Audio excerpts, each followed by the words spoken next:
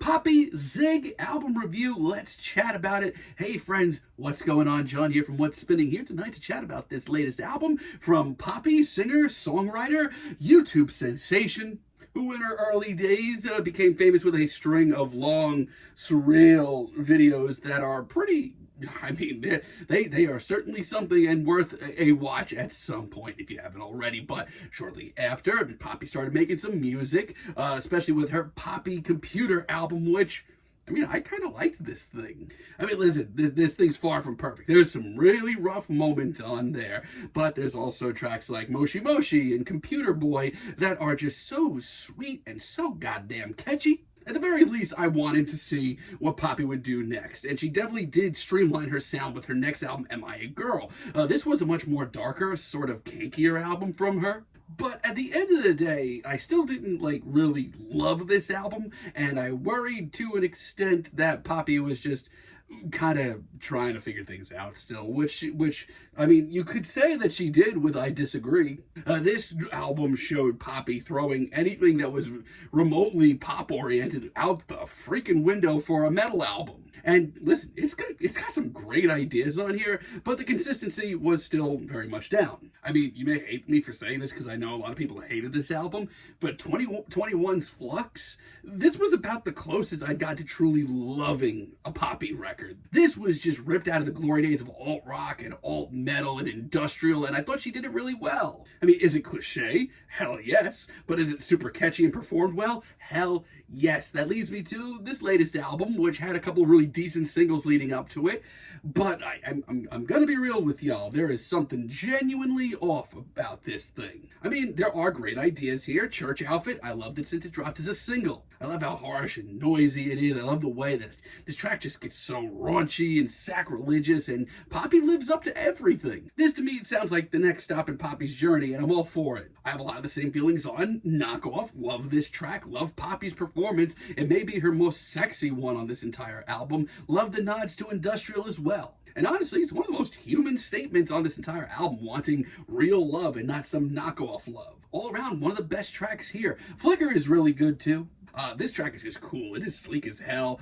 Poppy just sounds fired up here. She sounds sassy and pissed off. This track is a great middle ground because it's got the alt-rock attitude, but it's got the pop sensibility. It's really good. But what follows is arguably one of the biggest mid-album slumps I've heard all year. Like Hard, for example. This is Poppy going for a little synth punk, which on paper, I like that idea. That sounds good. But truth be told, it's sloppy, and this track has nothing to fall back on outside of the speedy, intense verses. Some harsh production as well. Poppy just doesn't sound like she's up to the task of a track like this. What it becomes, I mean, I give this track some credit because it does have a great deal of drama to it. I like that. But it fizzles out so quickly and things just become butt ugly. The rest of this track is an atmospheric mess where nothing stands out. Awful, just awful. Ones and zeros is not much better.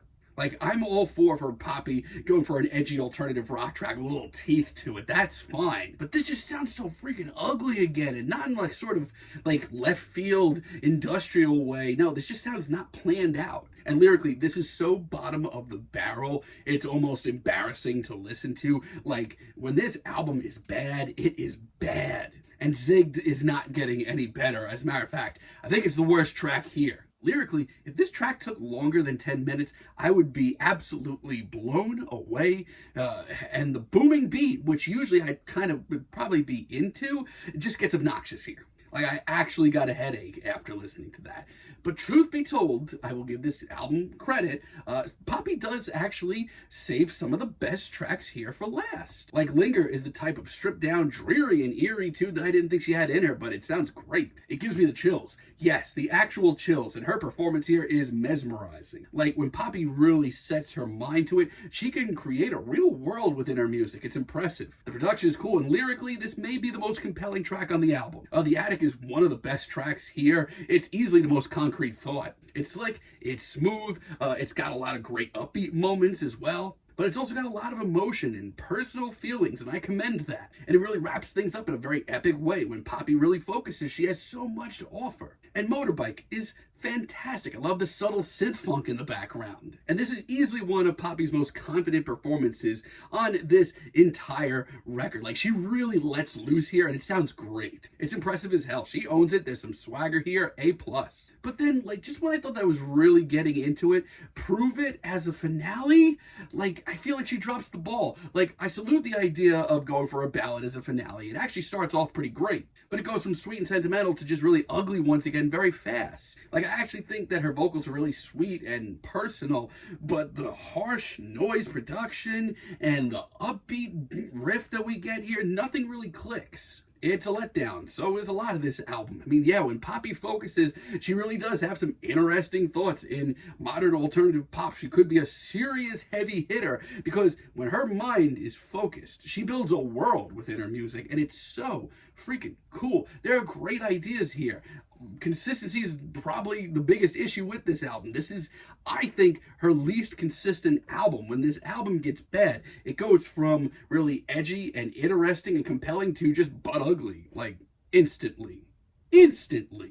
Oh, I just really wish that Poppy would put out an album that I can just rant and rave about and truly appreciate. But for now, I'm feeling a strong 5 on this album, but let me know what you all think down below. If you liked the video, be sure to give us a like, give us a subscribe, and let me know down below what you would like for me to chat about in the future. And until next time, have a great day, friends.